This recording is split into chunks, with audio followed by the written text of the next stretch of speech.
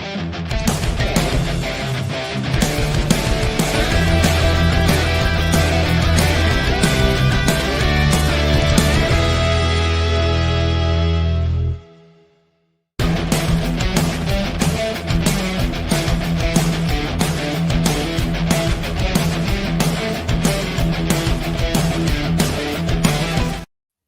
there, this is Datila, and welcome to the Wrestling Time Post Show. It is surprisingly Tuesday, February 18, 2025, and I'll be covering NXT tonight. Yes, you heard that correctly. I'll be covering NXT. No, you're not dreaming. I am covering NXT for today because something happened that pulled my attention.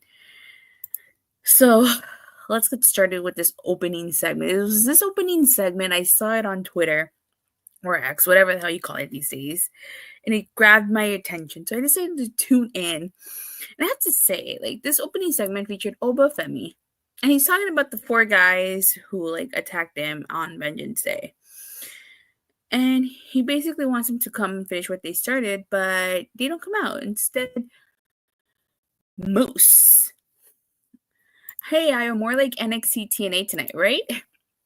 So the X Division champion Moose came out and confronted Oba Femi. When I saw this, I was marking out because this has long been the dream match. See Oba Femi versus Moose. That is one match we people that watch TNA and want from this NXT TNA crossover. That and AJ Styles going back to TNA, but who knows when that'll happen. So when this happened, I was like, oh my God. You know, Moose basically says he's the one man that Oba Femi cannot screw over, and Oba Femi says that that's Moose's bubble, but here he is inevitable, and that their match, Moose basically says their match has to happen, and I agree, their match has to happen. I mean, TNA is in full sale this week.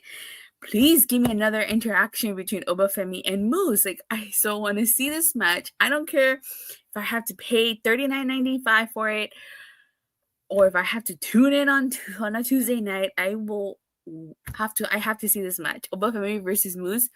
I felt like this segment was really, really short, but you know what? It did its job because it left me wanting more. I wanted more from this. Like, all they did was raise their titles. Like, I wanted to see a brawl. I wanted to see more, but God damn it, they pulled me in with this segment. Oba said he might return the favor appearing on, yes, with a TNA being at full sale this week, totally makes sense. We might get some NXT wrestlers in TNA this week. But this was great. I really like this. I planted the seeds. We got to see this match. All right. So, but this was a really great way to kick off NXT. They were smart to do it this way because, yeah, it pulled the people's attention in. Alright, next we get an Eddie Thorpe segment, and basically he's telling Ava Raine that, like, he's done with Chick Williams and wants to move on to other stuff. Kel Dixon and Ura Connors interrupt and invite Ava to their party. Thorpe says that Mr. Chase would have ruined them like he ruined Chase U, and basically they challenge Thorpe to a match on behalf of Mr. Chase here. So this sets up a match between Andre Chase and Eddie Thorpe later on in the night. We had a triple threat number 1 contenders match: Jaida Parker versus Karmen Petrovic versus Kelani Jordynne. This was actually a really great match, a fun 3-way. I have to say, like, one thing that I do like about NXT, and it's one thing that a lot of people give it praise for, is the women's division. Like, the NXT women's division is actually really, really good. I think that they can give the TNA Knockouts a run for their money. I will say that, especially now that they've added Jordynne Grace to the fold. But this was great. I actually really like the finish to this. You had Jaida Parker, like, showboating, and Ashanti the Adonis tosses Karmen Petrovic back into the ring, and she steals a pin from Jaida. And so she becomes number 1 contender for that North American title. Kelani Jordynne and Jaida Parker brawl, and then next week it's going to be Stephanie Vaquer versus Karmen Petrovic for the women's North American title. And if Fatal Influence attacks Karmen Petrovic, Giulia and Steph come down to stop Fatal Influence. Jordynne Grace comes out. You know where this is going, basically. Like Jordynne Grace says that she wants NXT to be a part of the best women's division in wrestling, and she doesn't want to waste a single second. So we're gonna get a 6-woman tag match in the main event: Fatal Influence versus Jordynne Grace, Giulia, and Stephanie Vaquer. We're gonna Channing Stacks Lorenzo segment, and he's basically just prepping himself for his match against Shawn Spears, and Rizzo and Crucifino just like talked to him about his match. We had a tag team match: Jakara Jackson and Lash Legend, or the Girls of Metal 4, versus Soul Ruca and Zaria. So it seems like they're doing this whole odd pairing, the odd couple pairing with Soul Ruca and Zaria, because they're totally different from each other. So that's what I'm getting from this. I actually thought they worked really well together. And in the past, when I've watched NXT, I've been really impressed by Soul Ruca. I really like her finisher, the Soul Snatcher. I think that's a really great move. And Jakara Jackson and Lash Legend are pretty good themselves too, especially Lash Legend. But I thought this was a really great match. Soul Ruca and Zaria got the victory here. I like to see some of these women across the line as well. Right? Exactly.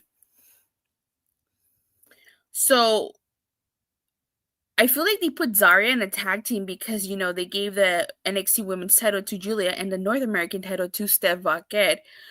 I definitely would not mind seeing Soul Ruca and Zaria go over to TNA and challenge for those NXT for the TNA tag and TNA Knockouts tag titles, or even Jakara Jackson and Lash Legend, especially because like TNA is in need of women's tag teams.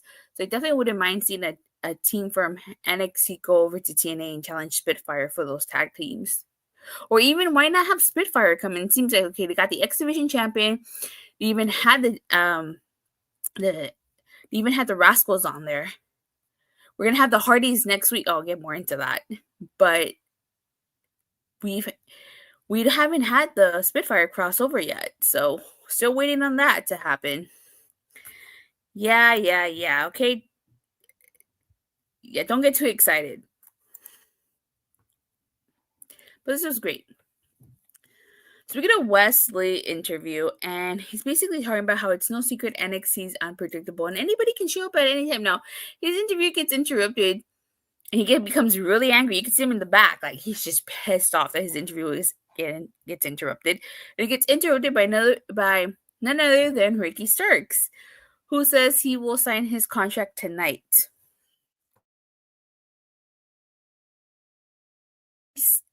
His contract signing is next, and Ava Rain calls him the hottest free agent in pro wrestling. Ricky Starks says that NXT is amazing despite not being there too long, and he wants to talk to the fans for a minute before he signs. He talks about how for him it's reality, standing there, main eventing every NXT PLE, and winning the NXT title is reality. The man formerly known as Ricky, right? I'll get to that. So one of the things that I noticed is right off the bat, they've been avoiding saying his name since he showed up. I thought that was really interesting. So I guess we got our answer tonight as to what his name is, and I'll mention it right now. He says the absolute truth is that he is a man in NXT, and the revolution is about to begin. The artist formerly known as Ricky. I know I haven't gotten to that part yet of this. I'm getting to it. So he gets interrupted by two people. The first one is All Ego Ethan Page, and he basically is saying that, Ricky Starks is taking a page out of his playbook, and he's gonna get a guaranteed title shot, which is much how like Ethan Page did when he first came into NXT. They did a great keeping that a secret. Yeah, they did. Now, Ricky Starks tells Ethan Page that spotlight is not big enough for both of them, and he's here to take NXT to a whole another level. Now, Ethan Page gets attacked by Javon Evans, who, as we all know, this past Vengeance Day, Ethan Page did defeat Javon Evans, so it seems like their feud is not over here. And, and they brought in the little crowd. Wes Lee, or Dez, interrupts Ricky Starks as well.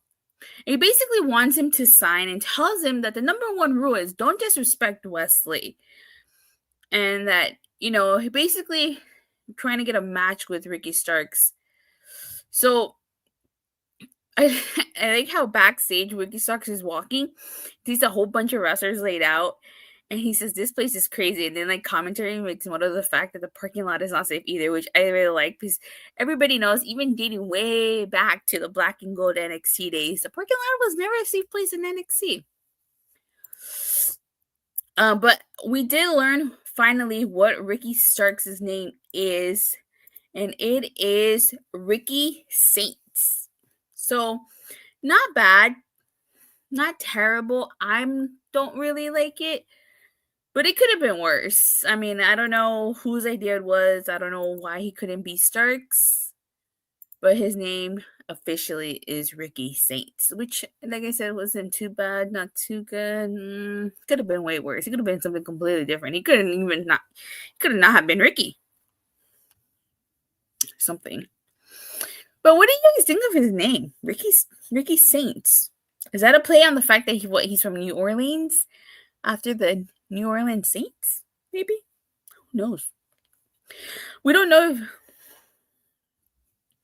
it could have been Ricky Starks if he wanted to. He owns the name. He's from New Orleans. New Orleans Saints kind of that, right? That's what I said. Maybe it's an homage to the New Orleans Saints. I don't know. I know the rumor is that next year's WrestleMania is going to be in New Orleans, so kind of makes sense when you think about it. But I wonder what decision this was. Like, whose decision was this? His, WWE's? If he allowed him to be Ricky, but yet he couldn't be Starks. That was so weird. He'll be headlining NXT New Orleans next year, but he definitely is going to be. So we get a Fraxiom interview, and basically, like, they're trying to figure out who and why they were attacked. No Quarter Catch Crew interrupt, and Miles Bourne and Travion Heights. Yeah. They said that they're chasing gold, but not necessarily the ones on the shoulders of Fraxiom. They lay out the challenge, and they challenge the Hardys for next week. For those that don't know and don't watch TNA, the Hardy Boys, yes, Matt and Jeff Hardy, are the TNA Tag Team Champions. And like I mentioned earlier, we got Moose, we had the X Division Champion, and now we're going to get the NXT Tag Team Champions. Why can we have the TNA Knockouts Tag Team Champions come to NXT? You know? So I'm still waiting for that. We get Shawn Spears versus Channing Stacks Lorezno. This match was okay. Also, not too bad. Shawn Spears is victorious, and then, like, Rizzo and Crucifino check on Channing after this. They're familiar with Fraxiom too. It's gonna happen. Oh yeah, definitely. So after this, we get a Moose and Lexis King segment, and Lexis King introduces himself to Moose, but he says that maybe Moose knows who he is since he beat the crap out of JDC last week. So if you don't know who JDC, when does Joe Henry return to NXT? I don't know. So if you don't know who JDC is, he's formerly Fandango of the WWE. He is part of TNA as a member of the system. So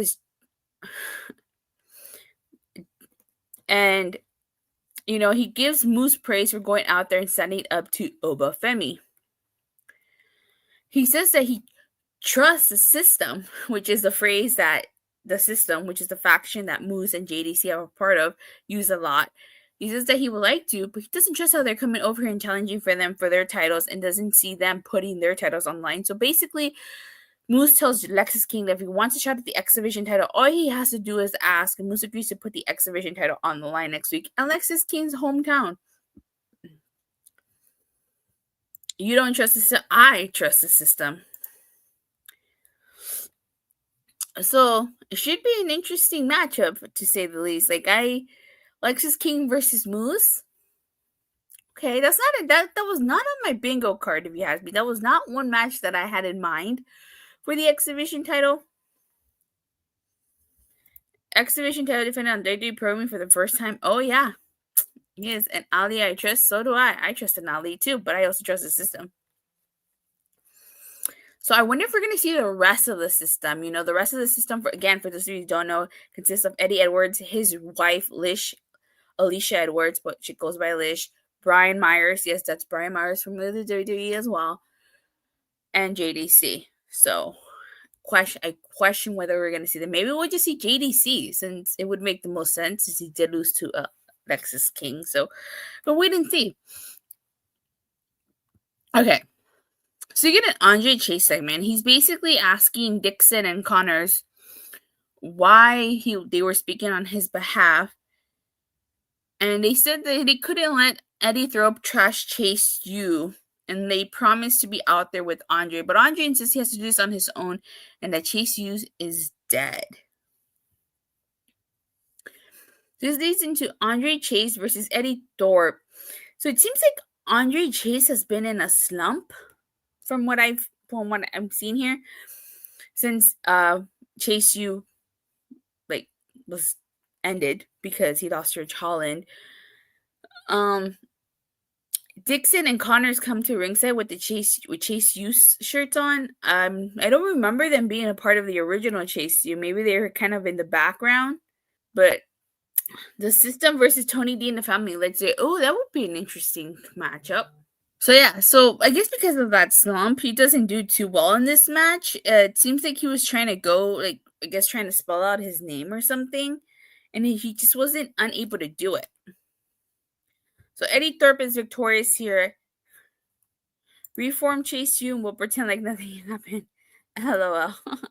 They may have been part of the Chase U student section, but they were never official members. Oh, I see. Because I don't remember them. So Trick Williams appears on the Titantron and says it's not over between him and Eddie Thorpe. Not until he says it's over. So clearly there's going to be a rematch down the road, which in my opinion makes sense, especially if they are going to do Trick Williams versus Oba Femi at Stand and Deliver. I don't know if that was the plan, but if that is the plan, you got to make Trick Williams. You got to rebuild Trick Williams, and he's not in a slump. He's a person's Chase U disbanded. Well, yeah, you can kind of say he is in a slump. So you get another Ricky Starks segment, and he basically is telling Ava that he doesn't know how she deals with the chaos, and says he feels like he's gonna fit in. Ethan Page says he's not worried about Ricky Starks, but he's worried about Javon Evans. So you know where this is going. Wes Lee interrupts, and we're gonna get ourselves a tag team match next week. It's gonna be Ricky Saint. Sorry, I guess it's so hard to call him Ricky. Ricky Saint. Sorry, he's been Ricky Starks for so long. I just forget. Ricky Saints and Javon Evans versus Ethan Page and Des and Wes Lee. So, okay. You gotta remember it's Ricky Saints. That's gonna be next week is Ricky Saints in ring debut. The Revolution's gonna be televised again. So the Hardys, we get a video from the Hardys, and basically they accept No Quarter Catch Crew's challenge, but they want Fraxiom to have a front row seat at the Hardys beating No Quarter Catch Crew. So it's good. We're gonna see Fraxiom versus the Hardys, the TNA Tag Team Champions versus the TNA versus the NXT Tag Team Champions. Oh, I think that's gonna be a great battle. I'm still waiting for this Worlds Collide pay-per-view. So the main event ends up being the 6-women tag match: Jordynne Grace, Giulia, and Stephanie Vaquer versus Fatal Influence. Again, I thought this was a really fun match. I thought all 3 women, Jordynne Grace, Giulia, and Stephanie Vaquer, worked really well together, especially because they were a makeshift tag team here. They were victorious after Jordynne Grace hit the Juggernaut Driver to Jasmine Nix. And like I said earlier, I think that the women of NXT are extremely talented. And I definitely do think they can give the TNA Knockouts a run for their money. I think that they're the best part of NXT, At the end, it goes there's chaos everywhere. There's writing on the wall that says no one is safe. Is written on the walls, and the entire place is a mess. So I'm assuming those 4 dudes had something to do with the chaos here. I don't know. They're like the Shield or something, like a watered down version of the Shield. Who knows? I guess we just gotta wait to see. I love how Jordynne Grace didn't acknowledge that NXT has the best women's division. Yeah. So overall, I think this was a pretty decent episode of NXT. I don't really watch NXT on a weekly basis, so I have to say, like, I really enjoyed all the women's matches. I thought all the women's matches were really fun. Don't be hating. What are you, Malibu's most wanted, B-Rad? But I didn't really care for Shawn Spears versus Channing Stacks Lorenzo. Didn't really care for that. And Andre Chase versus Eddie Thorpe was okay, but like I said, the women were probably the best part of this show, as well as the whole Ricky Saints contract signing and Moose obviously confronting Oba Femi. That was probably the best part. Need to watch NXT more often, so I'll bet out for Dynamite. We'll see what happens. I know next week, might tune in next week, but again, like, I feel like an NXT a lot of times can be a hit or a miss, especially from what I've seen. So, all right. But with that being said, thank you guys all so much for watching and for the continued support. Please don't forget to like and subscribe. Make sure you hit that bell so you get notified whenever I go live or release a new video. And maybe I'll see you guys tomorrow for AEW Dynamite. If not, I'll see you guys Friday for Friday Night SmackDown. Bye.